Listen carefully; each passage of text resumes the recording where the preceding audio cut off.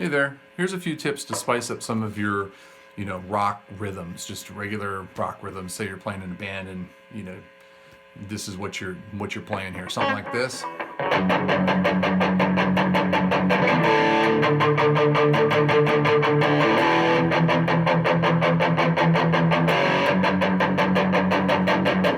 How would you spice that up? Well, there's a million different ways to do it, but one simple way is to just use a couple of different techniques. So one, if we're going to go back to it, you could open the chord up a little bit, obviously, and play it like this. Before you go to that D.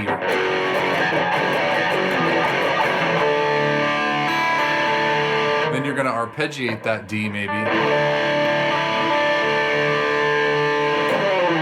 Slide is always good, maybe down to this E.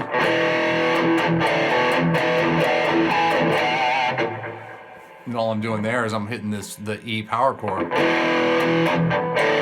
lifting it up and back down. And all I'm doing there, and of course I'm palm muting and stuff in here too, and you can kind of hear, and I won't go into that in this video, but you can hear what I'm doing, and it's a palm mute back here. And all I'm hitting here is the notes of the chord, of the E chord, on the A and the D and the D string. And I'm kind of going back and forth here with my picking. Right, and adding maybe some artificial harmonics there, pinch harmonics. And then back to the F sharp. Maybe go down a half step there if you want to rough it up a little bit or add a little bit more balls to it. All I'm doing is taking that power chord, the one that we all know and love, and on the A string I'm going down to that C note here, 3rd fret A, and then back to it. Now so all together that would sound like this.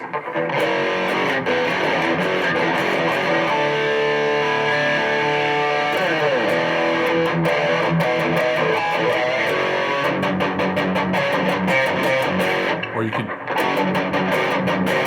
however long you want to stay on that note. Sometimes it's good to just hit it as a quick passing note.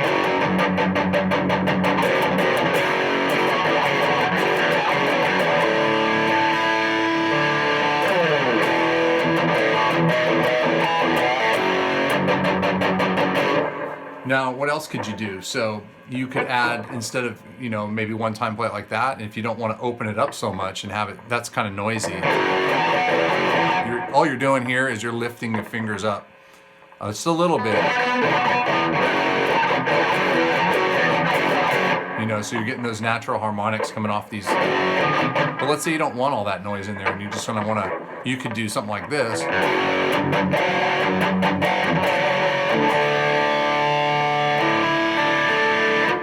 Pause a minute before you start your arpeggio. So all I'm doing here is I'm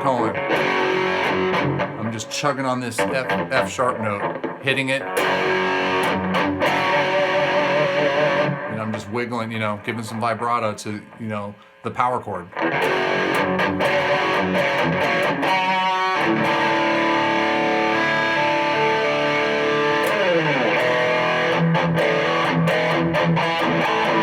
That's another thing, is so you can change up the timing.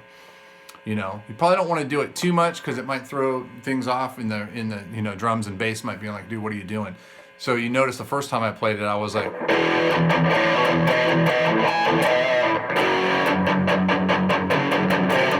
but you could play it as,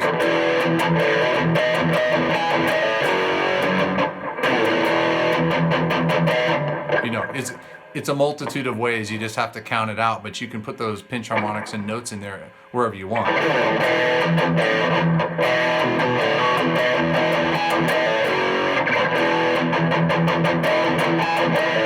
See how there's a little bit of difference in how much in time you wait, but that's really cool. I mean, it keeps it open, and I think a lot of times when you listen to guitarists, metal guitarists and such back from the 80s, you'll hear them change the rhythm a little bit. Like in Round and Round, for example, it kind of goes like,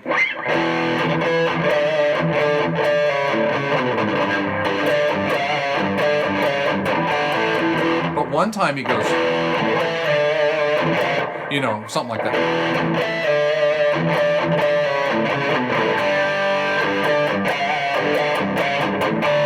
You know, and it's like, did he do that on purpose, or did he just decide to play it like that one time? He only does it like a few times in the song, and you can't, it's not really perceptible, you know, in the audio when you're listening to the full song. I mean, I guess you could hear it if you listen for it, but when you listen to the isolated track, you know, he just, all of a sudden, he was playing it like this the whole time.